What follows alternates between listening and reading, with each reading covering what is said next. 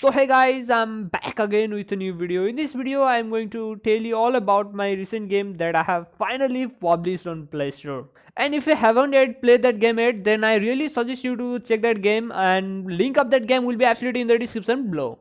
By the way, I have already scripted and recorded a video before this one about my experiences and problems that I have faced during creation of that game, but I think it will take a bit time, so I will publish this game today, and I think tomorrow or day after tomorrow I will publish that video as well.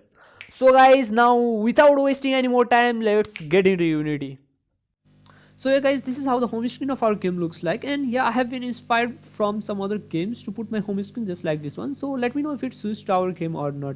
And I just didn't design the main menu for this game, and it looks a bit unprofessional to me, but I don't care. And yeah, most of these features are just copied from my main project that I am still working on. So let me just show you. Let's wait.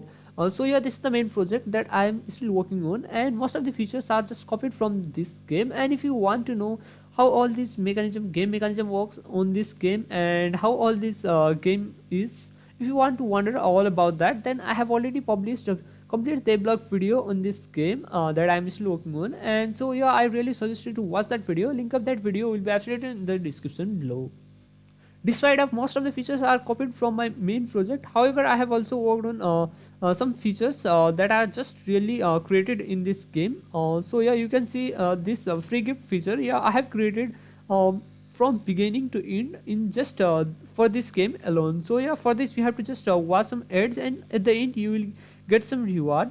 So yeah, this is the original feature that I have created first time for this game. And yeah, I have just updated some more features like this one, this theme, and these player characters. So this is a bit upgraded version that I have already created in my main project, which is called level list. So I have used a similar mechanism for this one as well. So if you want to know just how I have created that, you can just watch that one. But yeah, I have created some more advanced script for this one. You can say that I have made upgraded version of that level list feature of that game in this one, because here we have to just store some images and some text and some prizes and more things. So yeah, I have to just do many more things. And here I have also created for these theme and player data. So I have created some skeleton scriptable objects as well to store data over here. So for that we have to just do a right click and then create and then skeleton data, and from here we can just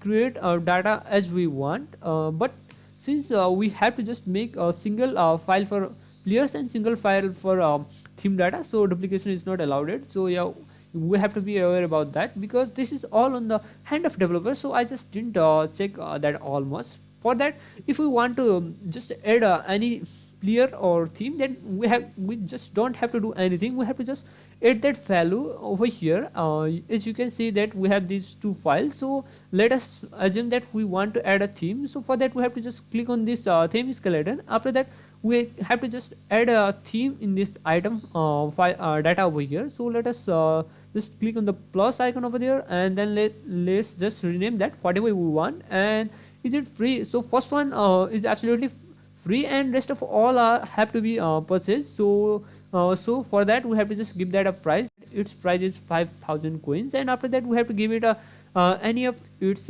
picture or image, and then everything is fine. So we have added, but we have to just click two things. So for that we have to just click on this update item data, and then everything will be fine. So our work is done. So the thing is quite easy. Yeah, however at the back end most of the things are done. And when if you install this game at the first time, then most of the things go at the back end. But yeah, if you want to just to update, if you just want to add all these images, players and theme data, then you can just do it in a single click. Yeah, that's great. So yeah, it's because of editor script. So yeah, I have already learned that for my very first project. So yeah, I have just upgraded this one in this one as well. And player coins and these diamonds and all these data are stored in a file called item manager. So everything is handled by this script. And yeah, all those data that I have already told you, so those were that player data and theme data. So they are also stored in this file controlled by this item manager. So you can say that it is the main one that just control everything. So yeah, that's the one. And I have also just copied most of the feature of this file from my previous project. Yeah, you can say that I have just copied from my main project, but yeah, I have to just do some more upgrade over here, because since I'm just calling all these files, this player data and then just theme data from that scriptable object. So I have to just create some more feature, more things over here. And for update mechanism, I have also made some extra work over there. So let me just show you. So for updating that game data, I have created a method called renovate game data, and here's one more method called create game data. So this will be called when the game is first time installed, and this method is called renovate game data. It's called when the game is just updated, new version is installed. So for that, I have just checked if there's any data stored in this game data file.